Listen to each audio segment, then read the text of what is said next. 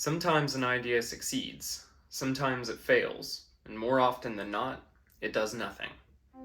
So in this video, I'm going to talk about this awesome find called Show Your Work by Kleon. I found this book by watching an inspiration of mine here on YouTube called Ali Abdal. You've probably heard of him. If not, though, go check him out.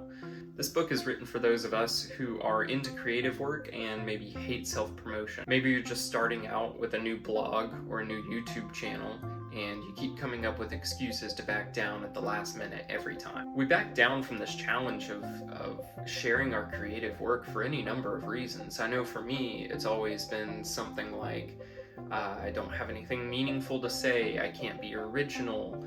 These excuses build and build in our minds until our minds are the only thing holding us back. Kleon alleviates these fears and concerns in his book, Show Your Work. This book is full of what I believe can be termed the 9 creative maxims. The first maxim hit on in chapter 1 is this idea that you don't have to be a genius. And the author coins this term, scenius. And he says you should find your scenius. Well, what is that? A scenius is a group of people that have come together to collaborate, to steal and to contribute their own creative works with others. This group can inspire and motivate by giving feedback and contributing their own work. This leads to the idea of the lone genius being a fallacy. You know, when we think about the great creatives in history, we think about Mozart, Picasso, Einstein. These are the examples that the author brings up in the book. And we think that they were this lone genius off by themselves, being the most creative people in the world and the most original people in the world, when in reality, they had a scenius around them. They were surrounded by creative, like-minded people who were stealing their work and ideas and contributing their own for those geniuses to steal. These geniuses were often considered experts. And if you don't consider yourself an expert, you might consider yourself an amateur. But Kleon says this is actually a really good thing.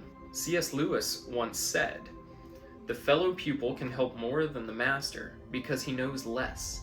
The difficulty we want him to explain is one he has recently met. The expert met it so long ago that he has forgotten." This reminds me of another quote by Shunryu Suzuki. "In a beginner's mind, there are many possibilities, but in the expert's mind, there are few." Being an amateur means you have nothing to lose. Put your work out there. And remember, the gap between mediocre and good is nothing compared to the gap between doing something and doing nothing.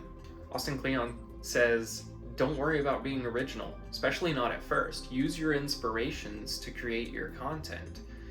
To find your voice, you have to start using your voice. Maxim number 2, share the process, not just a product. People don't want to just see the glamour of a finished project. You know, think about a painting in a gallery. People want to know the story behind the painting. They want to know what the artist was going through in their life at the time of painting. They want to know what difficulties they had, what inspirations they had when they were painting this particular canvas.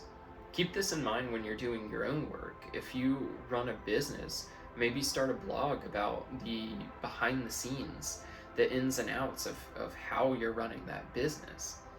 If you have a YouTube channel, maybe make some videos about how you've made your videos in the past. Take people behind the scenes. They want to see this day to day. If they can see the struggles that you're going through and not just a finished project, they're going to be able to relate more and they're going to be more interested. This second maxim is all about becoming a documentarian. Record everything. You don't have to share everything, but this will give you a large inventory of possible daily dispatches.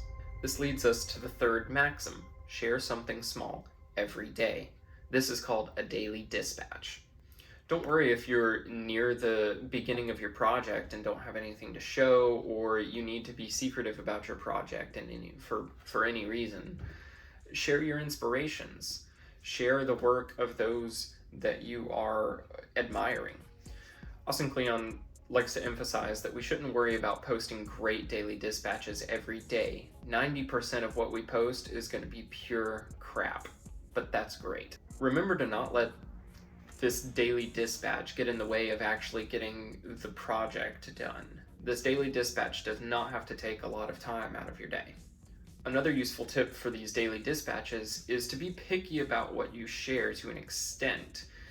I like this quote from Lauren Sarand. She says, "Post as though everyone who can read it has the power to fire you." When sharing your dispatches, ask yourself, so what?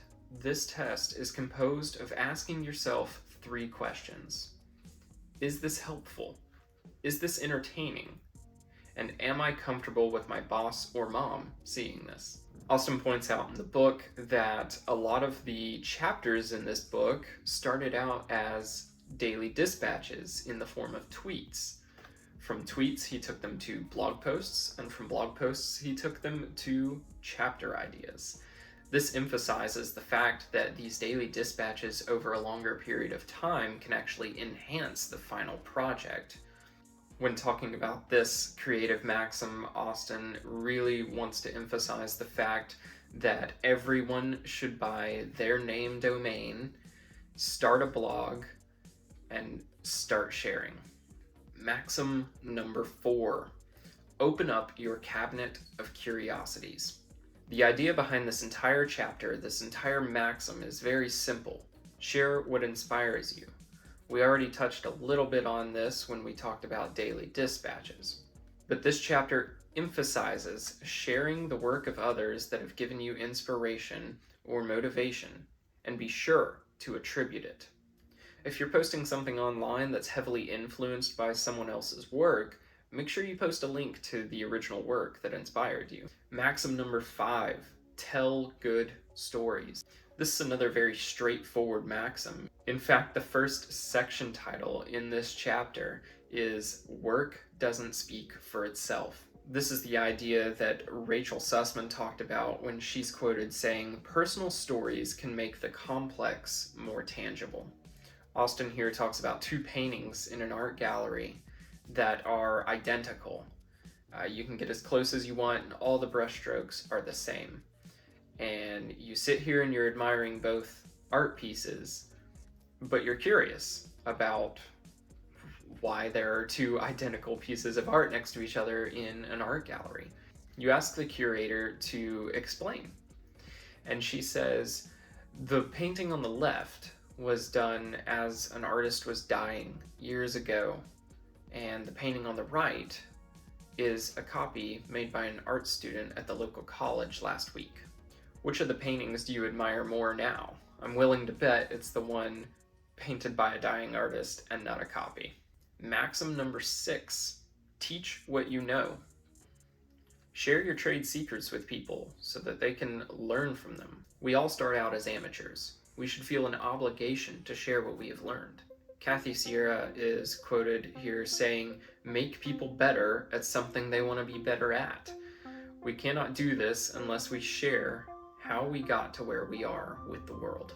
Maxim number 7, learn to take a punch.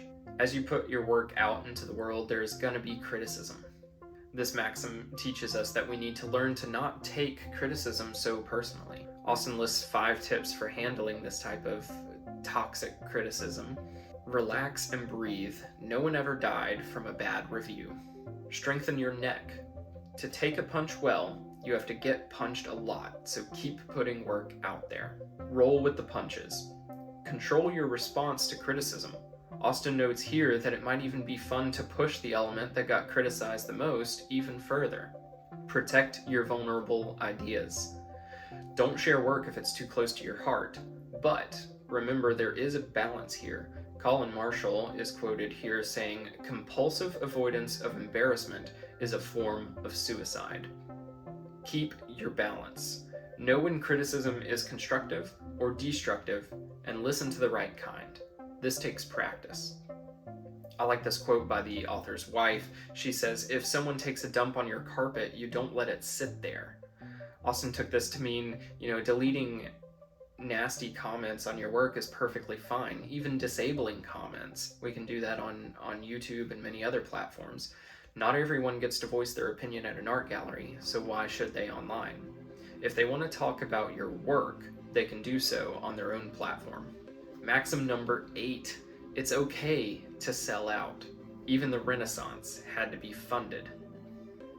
Everyone talks about how money corrupts creativity, and they romanticize the idea of this broke artist on the streets. But remember that even Michelangelo was commissioned to paint the roof of the Sistine Chapel. Don't be afraid of selling out.